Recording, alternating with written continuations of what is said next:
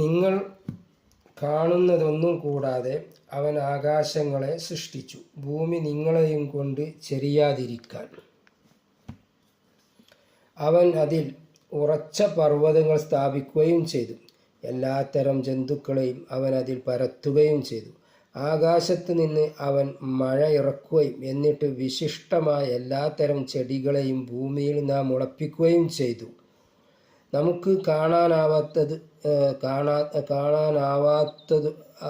വസ്തുക്കളും എന്ന് ഇത് വ്യക്തമാക്കുന്നുണ്ട്.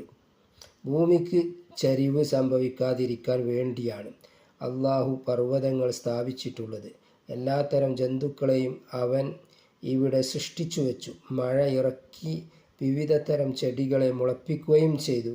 ഇതൊന്നും അവൻ വെറുതെ ചെയ്തതല്ല. വ്യക്തമായ ഉദ്ദേശ്യ ലക്ഷ്യങ്ങൾ അതിൻ്റെ പിന്നിലുണ്ട്. വരണ്ട് കിടക്കുന്ന ഭൂമിയിലേക്ക് വെള്ളത്തെ നാം വലിച്ചു കൊണ്ടുപോകുന്നത് അവൻ കണ്ടിട്ടില്ലേ? എന്നിട്ട് ഇവരുടെ കന്നുകാലികളും ഇവർ തന്നെയും ഭക്ഷിക്കുന്ന കൃഷിയോ നാം അതുമൂലം ഉൽപ്പാദിപ്പിക്കുകയും ചെയ്യുന്നു. എന്നിട്ടും അവർ കാണുന്നില്ലേ? അക്രമമാർഗം സ്വീകരിച്ച എത്രയോ തലമുറകളെ അള്ളാഹു നശിപ്പിച്ചു കളഞ്ഞിട്ടുണ്ട്. അവരുടെ മണ്ണടിഞ്ഞുപോയ ഭവനങ്ങളിൽ കൂടിയാണ് ഇന്നിവർ സഞ്ചരിക്കുന്നത്. അക്രമത്തിൻ്റെ മാർഗം സ്വീകരിക്കുന്നവർക്ക് ഇതേ അനുഭവം തന്നെയാണ് ഉണ്ടാവുക. അതോടെ എല്ലാം കഴിഞ്ഞു എന്ന് ആരും ധരിക്കേണ്ട. വീണ്ടും അവർ പുനരുജ്ജീവിപ്പിക്കപ്പെടും. വരണ്ടുണങ്ങിയ ഭൂമിയിലേക്ക് അള്ളാഹു വെള്ളം കൊണ്ടുപോവുകയും എന്നിട്ട് ഭൂമിയെ സജീവമാക്കി കൃഷി ഉൽപ്പാദിപ്പിക്കുന്നത് പോലെ.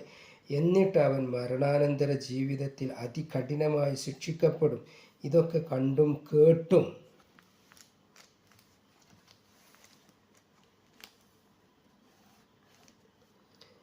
മനസ്സിലാക്കാൻ അവർ ശ്രമിക്കേണ്ടതാണ്. അക്രമമാർഗത്തിൽ നിന്ന് അവരെ പിന്തിരിപ്പിക്കാൻ പര്യാപ്തമായ വസ്തുക്കളാണിതെല്ലാം. സത്യനിഷേധികൾ കണ്ടില്ലേ? ആകാശങ്ങളും ഭൂമിയും ഒട്ടിപ്പിടിച്ചതായിരുന്നു. എന്നിട്ട് നാം അവ രണ്ടിനെയും പിളർത്തി വെള്ളത്തിൽ നിന്ന് ജീവനുള്ള എല്ലാ വസ്തുക്കളെയും നാം സൃഷ്ടിക്കുകയും ചെയ്തു. എന്നിട്ടും അവർ വിശ്വസിക്കുന്നില്ലേ? അള്ളാഹുവിൻ്റെ ഏകത്വത്തിനും അപാരമായ ശക്തിക്കുമുള്ള ഒരു തെളിവ് എടുത്തു കാണിച്ചിരിക്കുകയാണ്. ആകാശങ്ങളും ഭൂമിയും ഒരു കാലത്ത് മഴ വർഷിക്കാതെയും ഉൽപ്പാദനമില്ലാതെയും അടഞ്ഞുകിടക്കുന്നതായിരുന്നു. പിന്നീട് അള്ളാഹു അവയെ